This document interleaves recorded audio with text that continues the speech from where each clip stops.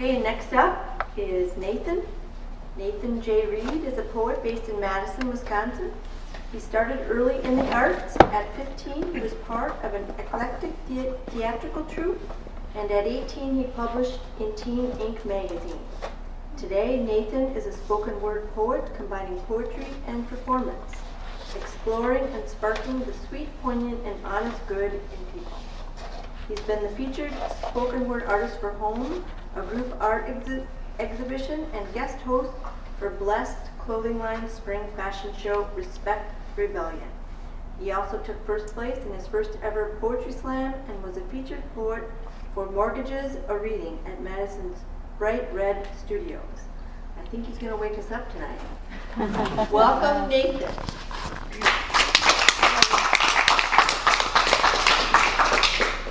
Thank you, Tori. Good evening, everyone. Very excited to be here. I grew up in Oshkosh. I live in Madison now, but so Green Bay was never too far away. I have very fond memories of my family going to Bay Beach year after year and getting lost year after year. And I remember my father's colorful language and describing how we got lost year after year. So, but we always found our way. It's good. It's good to be here tonight. And as Tori mentioned, I live in Madison now. I've been writing poetry for several years. Just recently got into the spoken word scene, but I do have a theater background. I apologize in advance because I'm kind of loud. I'm sorry. And without further ado, I'm just going to jump into the first piece here. This is called Heart and Feather. I hid my heart in a purple silk cavern. When underground rivers flooded violently, I'd take it out, drop it in a boat, let the water push us down a leather mountainside, where I would let my hand trail behind me and look up to see feathers falling through the moonlight of a birdless sky. The wind stuck to my face like tapioca pudding, tasted like it too.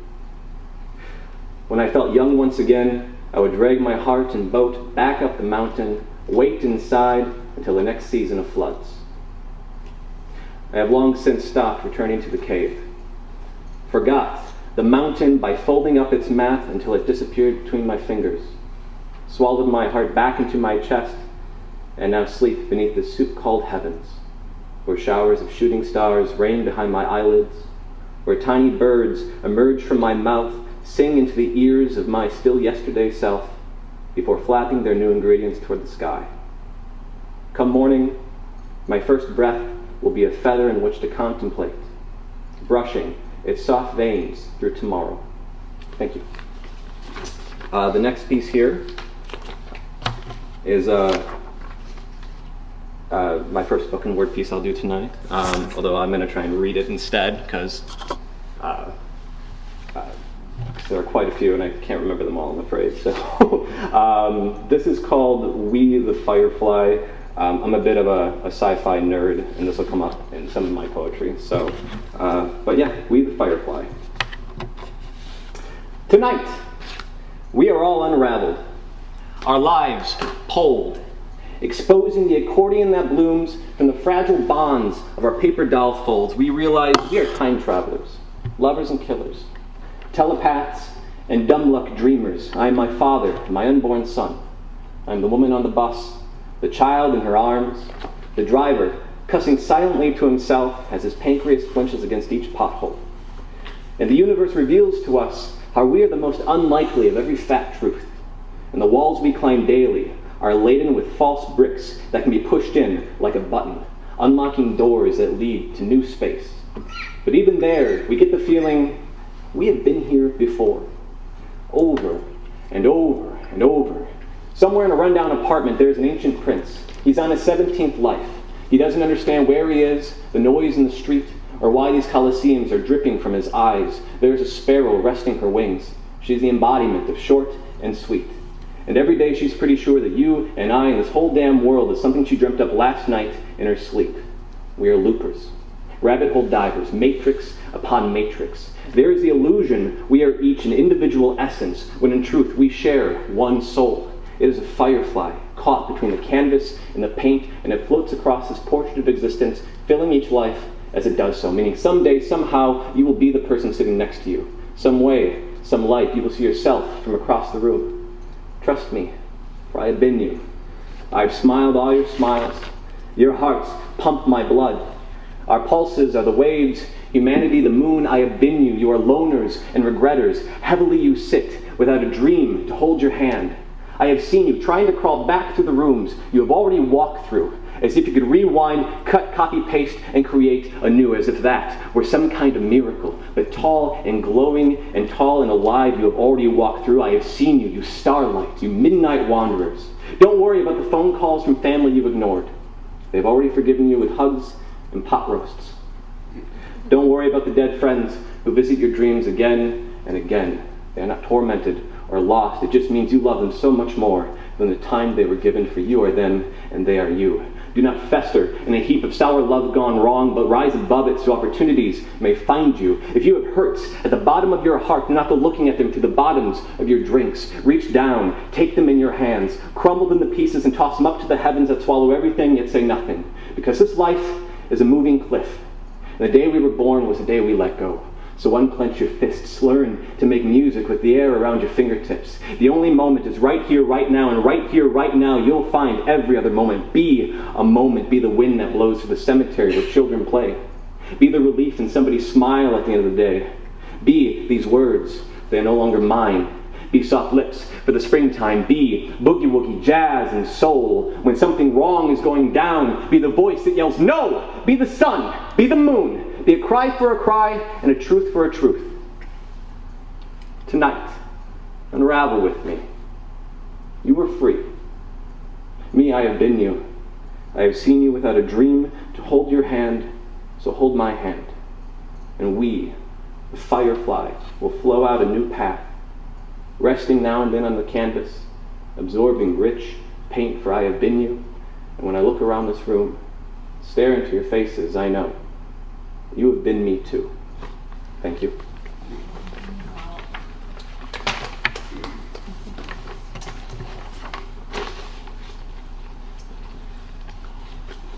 So this next piece is, well, I won't say much about it. It's called Hindsight.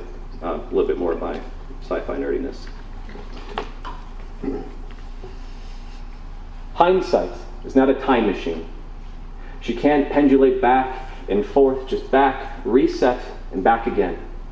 I built her bones inside my garage. Forking through scrap metal salads, I clicked and cranked together triangle after triangle until they formed a skeletal globe. Extended struts and joints from its crust to the junkyard car seat at its core, installing a central nervous system of magnets, lights, electricity. And by the time I finished, it looked like a particle collider had been swallowed up by a Hoberman sphere. Back then, I kept in my breast pocket a folded up piece of paper with different months and cities written on it. Months like November 2008, Mumbai, India. April 1995, Oklahoma City, Oklahoma.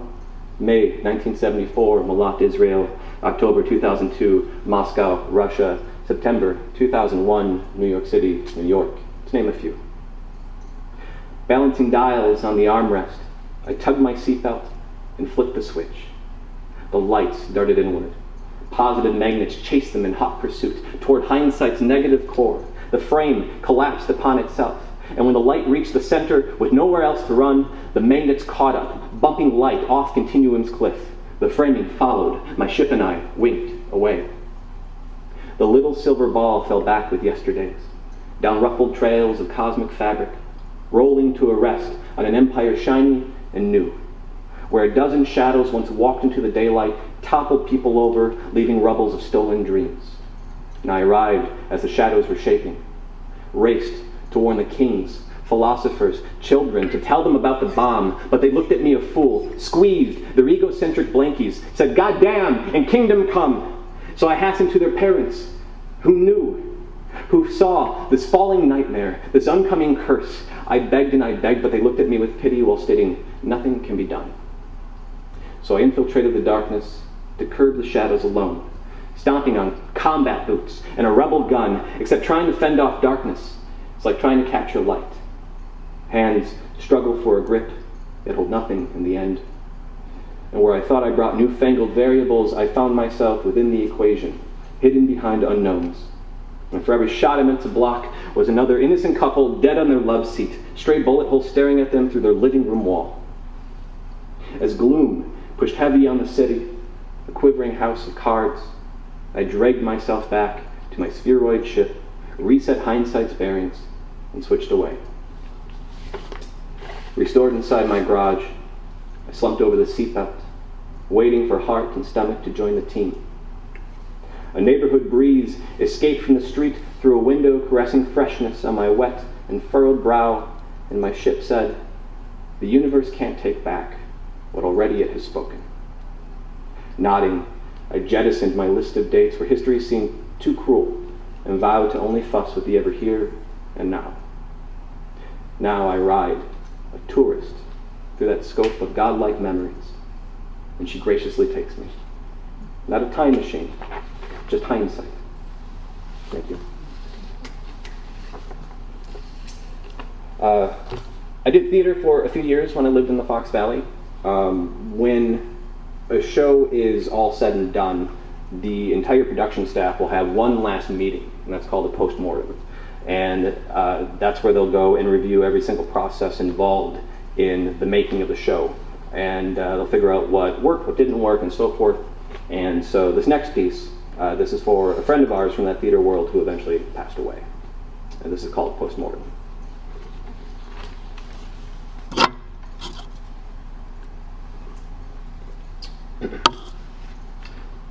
One, he could look back.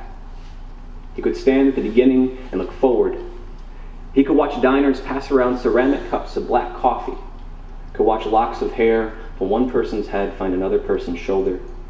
He could see the mosaic emotions from every world he'd ever met, the tears never drying, the laughter never growing old.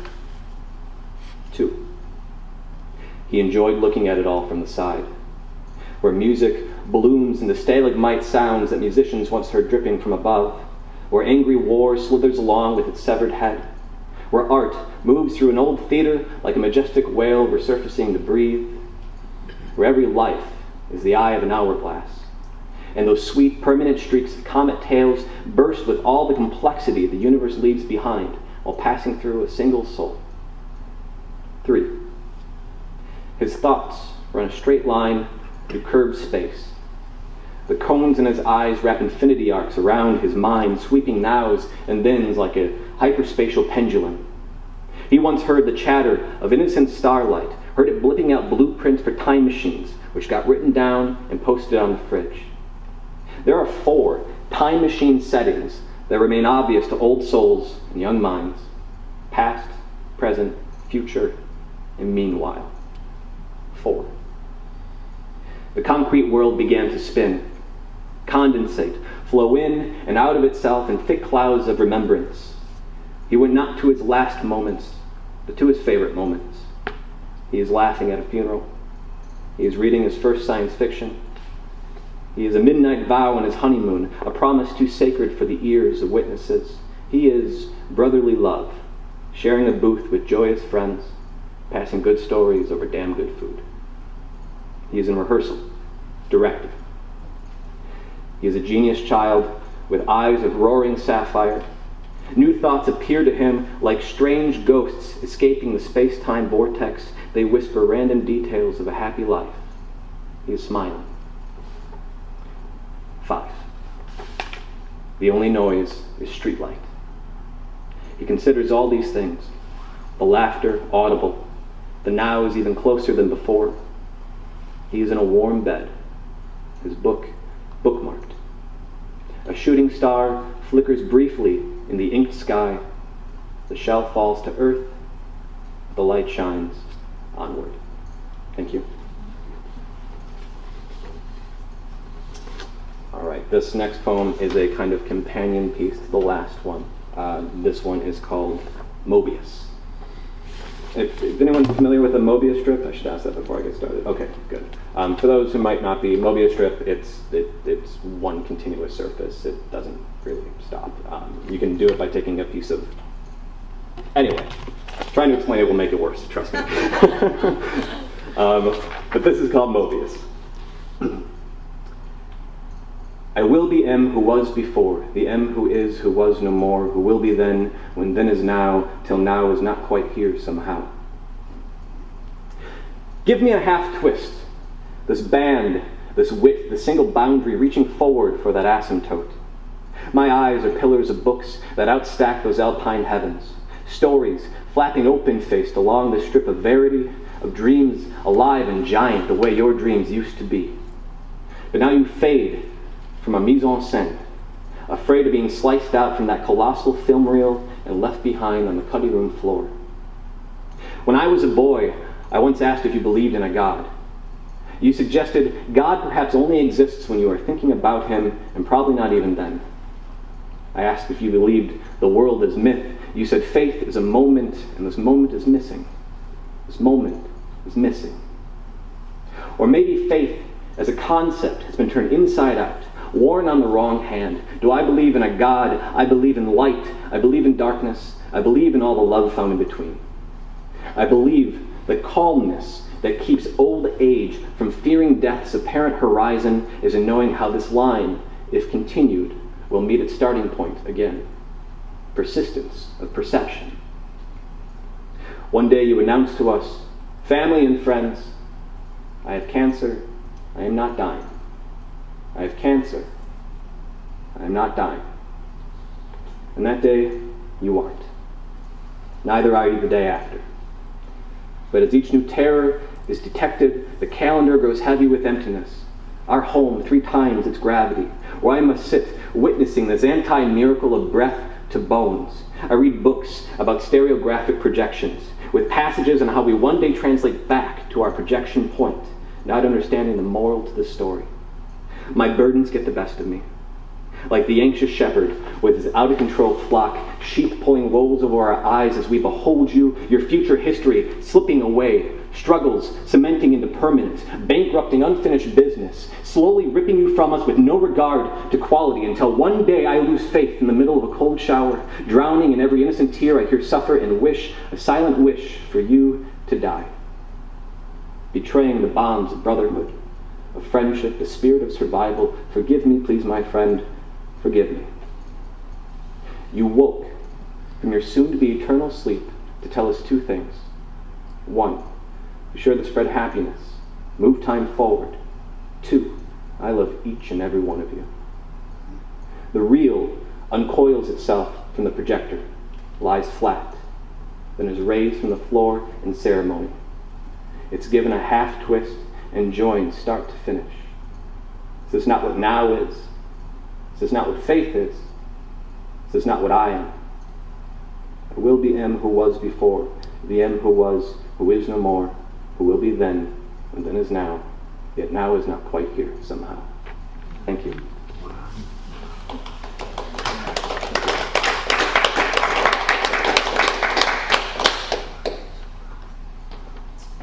Today was a very good day. I went to Saruji's, had some saltwater taffy. Not relevant to the next poem, I'm just talking out loud. So earlier this year, I was fortunate enough to be part of an exhibition in Milwaukee called Home, a group art exhibition, and that's the curator is a friend of mine, and it was in a house that I actually lived in for a while. And what happened was they took about 19 different artists, assigned to each artist a different portion of the house, and that artist had to create art in some facet about occupying that space. And I got the spare room, and right, such a good friend. No, it was a lot of fun. It was right next to my old bedroom, actually. So I wrote a few pieces for that exhibition, and this was the first piece I presented for that weekend. So this is called Spare Room. Welcome to the spare room, where good little trinkets go to die. They wait in their boxes, cold and mouthless, keeping our secrets from us, but only for a while.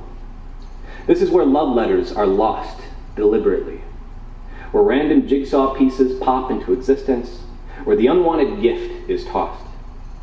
This is where Christian families resurrect Christmas trees year after year like mocking messiahs. This is where father and son Each keeps a stash of porn. Unbeknownst of the other stash, of course, because that would be very, very awkward.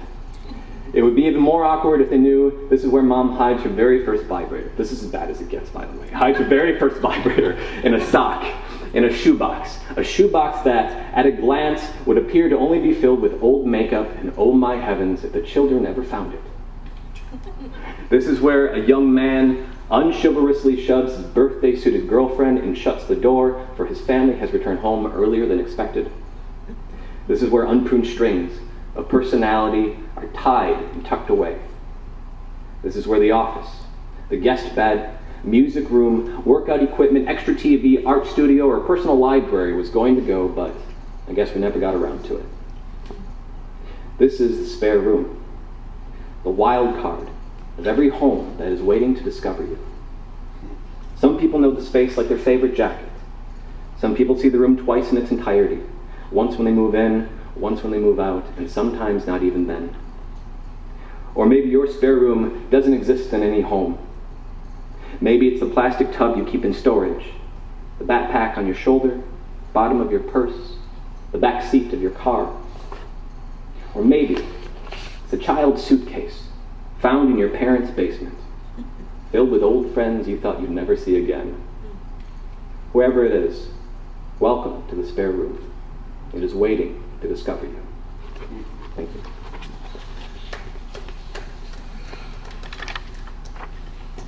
All right, I'm going to do a few short pieces right now. I'm not someone who takes being too cold over being too warm, but then I'm still someone who will complain about being too warm. And so this next piece is for the last couple weeks when it was a little hot outside. This is called Not Humid. This is not the drenching hum of humidity. This is the soft roar of a cool blue waterfall. This is mist kissing peppermint on your forehead, sending blasts of brisk mountain brooks from the tips of your fingers all the way to your toes.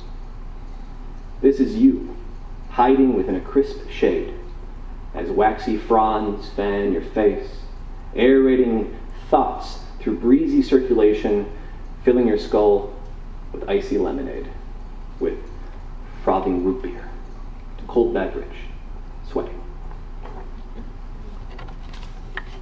This next one was actually published earlier this year in the Fox Cry Review, which is the literary journal for UW Fox Valley in Menasha. Another short piece. This is called I-94 Alone.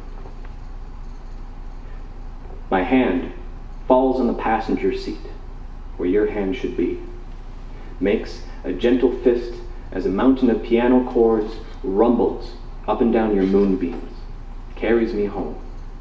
I never take my eyes off the road.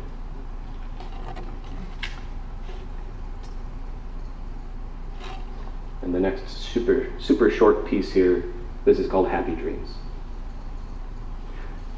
Haven't felt like this since I was 4 years old, sprawled out on my back in summer grass, wearing bright blue overalls, arm blocking the sun, little body so light I could fall into the sky.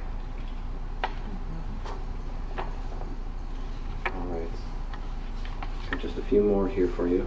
I used to work at the Barnes & Noble in Appleton, and there was an event there that Ellen Court was at, who was one of the former Wisconsin Poet Laureates. And from a conversation I had with her that day, I went home and wrote a poem about our conversation, or inspired by our conversation, I should say. And then I was fortunate enough a couple years later to be a featured poet with her in Appleton, also for the Wisconsin Fellowship of Poets, just in that region. And was able to read it to her, which was quite an honor. So this one's called My Brother. My brother's buying some late night drive-through tacos, finds an empty parking lot, takes 2 bites, and starts to choke on his tears. Throws the meat and shells onto cracked concrete. He cries, confined in his self-made solitude because he's lost and fat and feels too old at 30 to love himself enough to let his parents find love in him. As he tries to catch his breath, his heavy chest trembling, Despair's miserable voice forces its way up his throat, escaping as shrill staccato wails, tapering in leaky, muffled defeat, never reaching the edges of the parking lot. He wants to forget these goddamn gaslights, overused check cards, midnight binges, trashy apartments. Forget it all, and let a father's hug, a mother's kiss make him innocent again. Instead, the darkness leaves him hungry, with no appetite, with only his car engine coughing and cold air and a broken taco to believe in. And this next one, this is the most recent poem I wrote. This was just a few days ago. So I don't know what to say about my style as far as how I write and the poetry I do, but I know that if I were a musician, I would want to be a folk musician. So and this, I think, reflects some of that. So this is called The Tale of Thomas Spector. We bet them all our watermelon we could catch 10 lightning bugs in a jar, which was just an excuse to leave behind the tiki torch-lit picnic tables and walk nervously into the small forest, molded glass clinking against our jackets, dust pouring like molasses in our every step. Safely inside, you kissed me to a tree with a tongue you'd never show your God or family. I thought maybe you could only exist this way, under cover of night, within nature's walls. I felt privileged to be shown scars and tattoos, short stories and mystic drawings, what do I do's, what ifs, and what I wants. I thought you were brave with that tongue you never showed your God or family. You set our jar aside, pulled from your pocket a disposable lighter, spun the spark wheel, declared the shine for both of us, said you'd carve our shadows into a ghost story. And as I took root, you recited, "This is the tale of Thomas Spector, sound asleep on a stump when the woods caught fire, now adrift in a dream he must wander forever.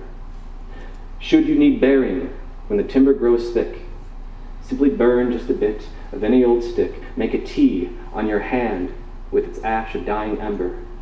Soon your path will come clear, will come free of all danger.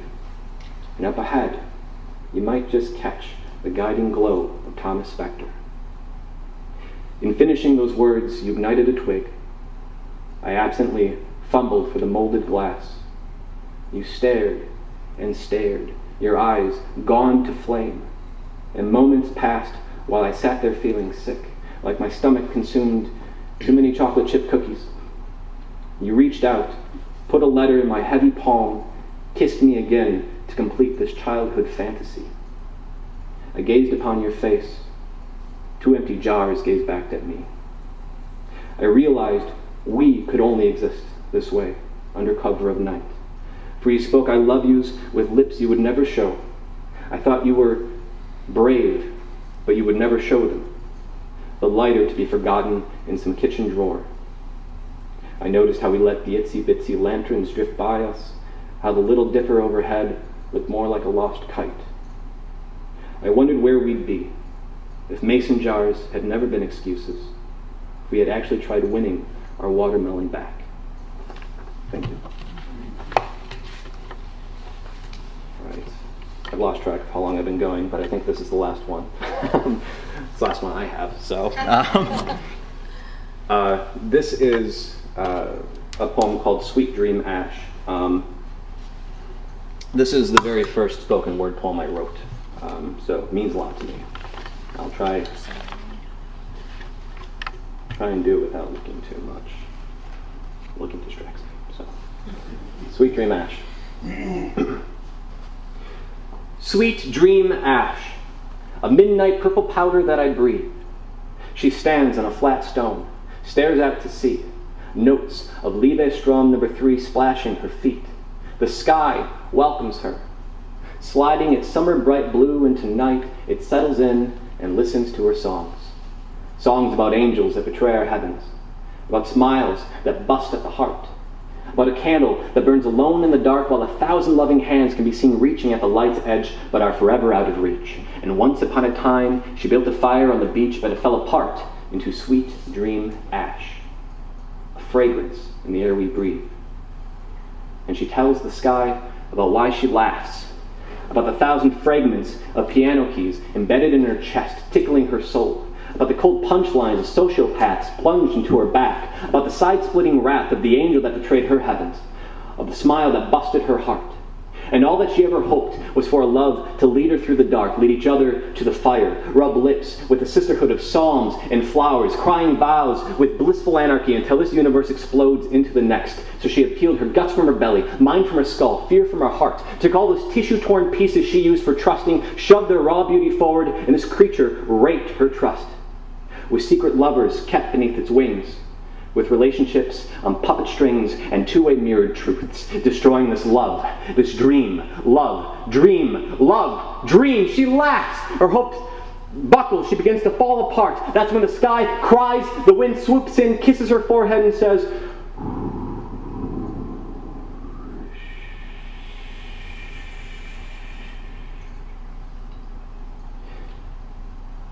she turns, still standing on that flat stone.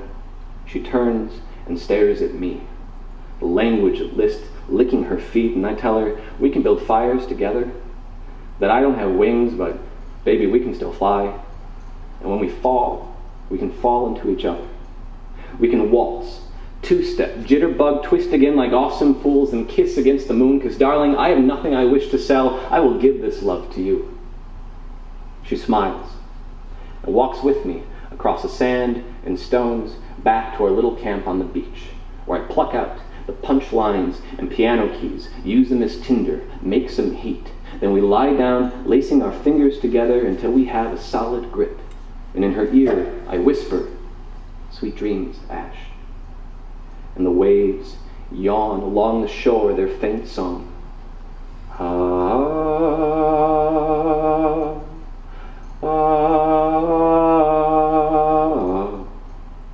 And when the sky looks down, it sees two hands holding in the light, as our fire turns to embers, as embers melt into purple powder, which the wind then blows upon us, covering our skin, blessing us with a sweet dream. Thank you so much, everybody. It's been great. Thank you.